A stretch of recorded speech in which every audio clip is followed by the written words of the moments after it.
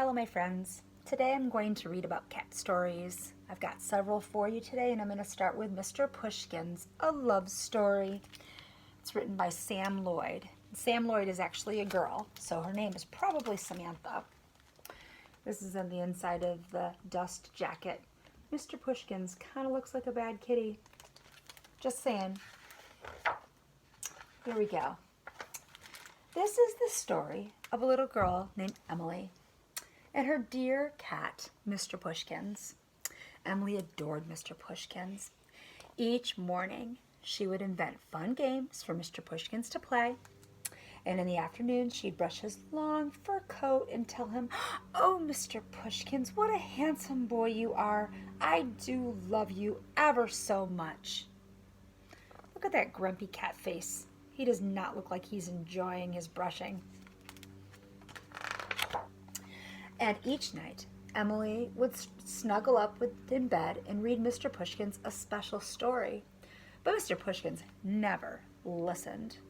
The girl's constant babbling, blah-dee-blah, blah, blah, it bored his whiskers off. He wanted more than this dull life. And so one night, he left. And he went places he was not meant to go. Mr. Pusskins did things he wasn't meant to do, and he made friends with the pesky cat gang. Life without Emily was such naughty fun. Yow, meow, yow, meow. They're causing all sorts of noise in the neighborhood. But time passed and things changed. Uh-oh. Can you see what's here? This is a cattail. This is one of my cats. This is Snow. I showed you a picture of her earlier.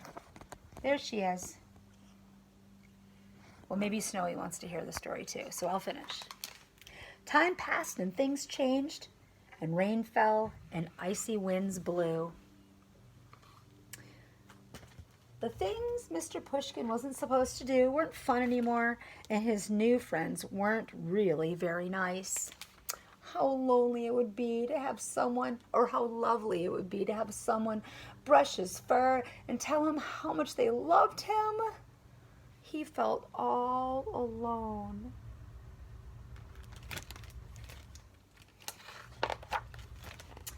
And then down the gray streets fluttered a tatty old poster. It was a picture of Mr. Pusskins, and he stared at the photo. What a bad-tempered cat he looked like. Emily had given him everything a cat could ever dream of, but he'd never been nice to her. It says, "Lost Mr. Pusskins. Phone," and then Emily's phone number. Oh, how sorry he felt.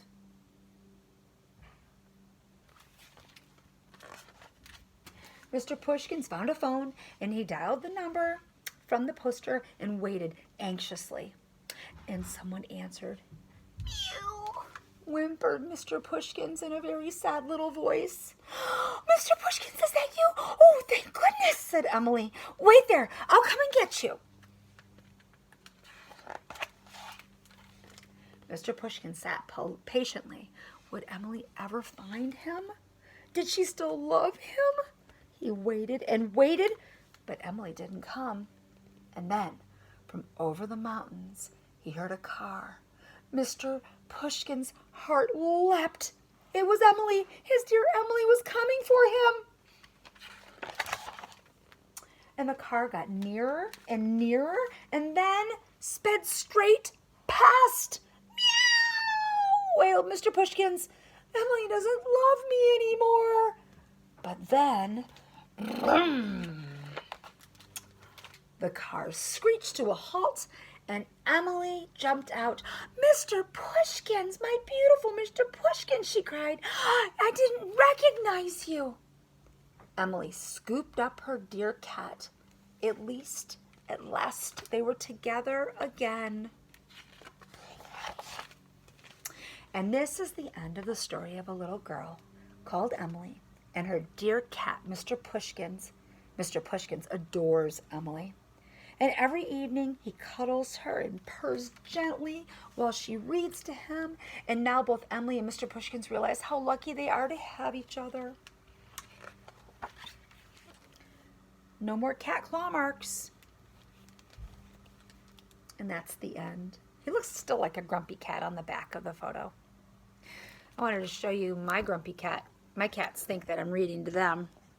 That's who's been sitting and watching while I've been reading. That's my Mr. Pushkins. He's my grumpy cat. That's Loki. He's full of grump and mischief. And there's his sister Snow. Bath time again.